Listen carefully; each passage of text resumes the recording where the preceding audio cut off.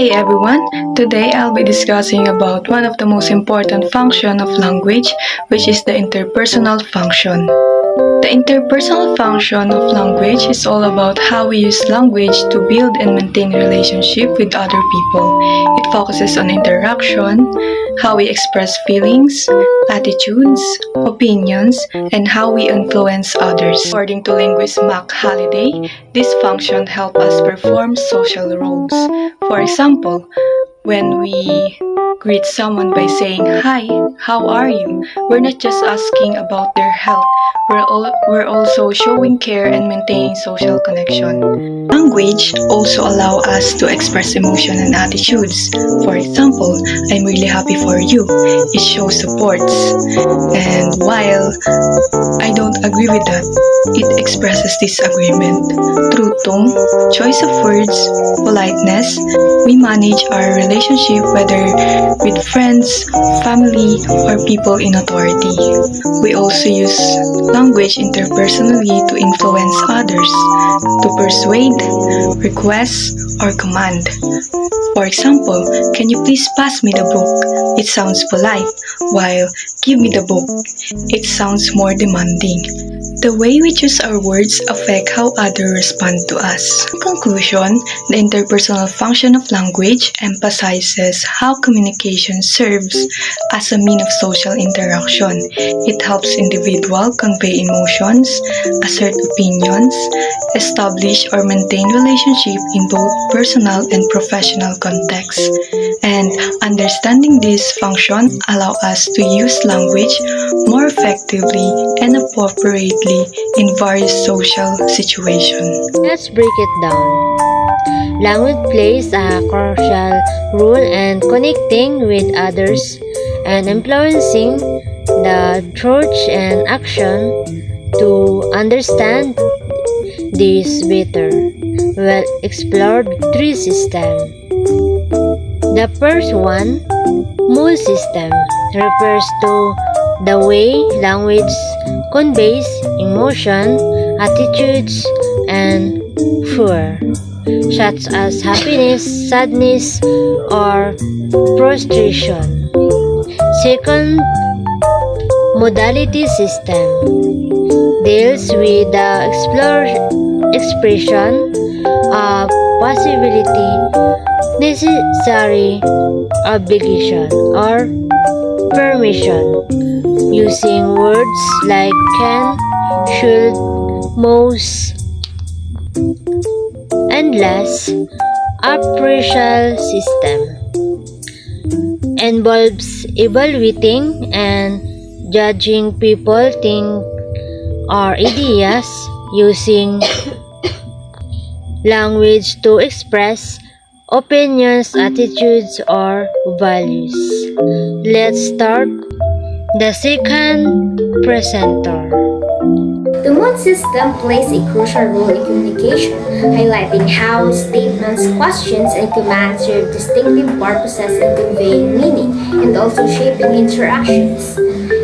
Statements, also known as declaratives, provide information or express thoughts, allowing speakers to share knowledge, opinions, or facts. Questions or interrogatives invite responses, encourage decision, and seek clarification, enabling speakers to gather information, explore ideas, or exchange with others. Commands expressed through imperatives, convey directives, instructions, or requests often influence the actions or behaviors of others. By understanding the functions of these different moods, communicators can tailor their language to achieve specific goals, build relationships, and navigate social contexts effectively. Effectively used, the mood system can significantly impact the clarity, tone, and outcome of interactions, making it a vital aspect of linguistic competence. Now let's focus on declarative mode, one part of the broader mode system. The declarative mode is a primary use for making a statement. These statements serve a specific function in communication. The main function of declarative mode is to give information to construct a fact even it's not a fact. This means whether the information is verifiable or not, a declarative statement presents it as a piece of information. Let's look at example from a classroom setting. Here's the example. Mira, today we're going to develop an understanding of what a linear function is using equation, graphs, and written explanation. In this example, the teacher is using a declarative statement to set the stage for the lesson. She's informing the student about the learning objectives for the day. Then we have question or the interrogative mood. These are used when we want to ask information or invite someone to respond. Like, would anyone like to explain what a linear function is? Questions are an important part of communication because they help us gather information, clarify doubts, and encourage participation. There are different types of questions. For example, yes or no questions, which can be answered with a simple yes or no, such as, is a linear function a type of mathematical function? Then, there are open-ended questions, which require a more detailed response. For instance, can you describe how to identify a linear function from its graph? Questions can be also used to engage others and promote discussion. For example, a teacher might ask, what do you think happens to the graph of a linear function when we change its slope? Or a researcher might ask, why do you believe this method works better than the previous one? Asking good questions is a skill that helps us think critically and understand topics more deeply. It also encourages others to share their ideas and perspectives. Remember, the goal of asking questions isn't just to get answers, but to foster learning and curiosity. So next time you want to learn something new or clarify a point, don't hesitate to ask questions. Imagine you're giving instruction to someone. You're telling them exactly what to do. This is where the imperative moves come in. The imperative mood is used for commands, requests, instructions, or advice. Let's talk of some examples. For example is, close the door. This sentence is a direct command. You tell someone to close the door. Second example is, please help me. This is a polite request. The word please makes it softer but is still directing someone to do something. Example 3, take the tablet every 4 hours. This sentence gives a clear instruction telling someone exactly what to do. Fourth example is, be careful crossing the street. This sentence offers advice or a warning. It's directing someone to be careful. By understanding the imperative mood, you can communicate more effectively and get your point across clearly. The mood system, power, and authority in communication. By examining the use of statement, questions, and command within an interaction, we can identify patterns of power and authority among speakers. For instance, in a classroom setting, a teacher often gives a command such as open your books, or makes declarative statement like this concept is important, which reflect their position of control. Meanwhile, a student typically asks questions like, can you explain that again? Showing a more subordinate role. Similarly, in workplace meeting, manager may issue directives such as submit the report by Friday, while employees respond or seek clarification. Further highlighting hierarchical relationships, this distribution or mood types reveal how language contracts social hierarchies and negotiate interpersonal relationships. Therefore, The mood system not only classifies sentence types but also serve as a valuable tool for analyzing the dynamic of power and influence in communication. Now, let's explore the modality system, a fundamental concept in linguistics that enables speakers and writers to convey complex attitudes and stances towards a proposition. This system encompasses various modality types, including the first one is the epistemic modality. Epistemic modality expresses certainty, possibility, or doubt. The next one is the deontic modality. Deontic modality expresses obligation, capacity, or willingness. And the last one is the 𝑬𝒏𝒈𝒄𝒐𝒖𝒓 modality. It expresses desire, wish, or hope. These modality types are exemplified by words like might, should, can, and hope, and are crucial in conveying nuances in meaning, tone, and attitude. By using modality language, users can express subtle shade of meaning, negotiate social relationships, and influence the interpretation of their message.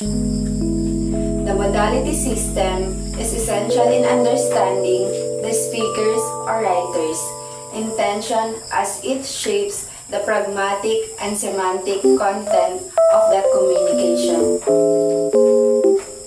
Again, modality system is a fundamental concept in linguistics that enables speakers and writers to convey complex attitude and stances towards a proposition. Hi! Have you ever noticed how one small word can completely change the meaning of a sentence? For example, "it might rain" sounds different from "it will rain," right? This shows how sure or unsure we are.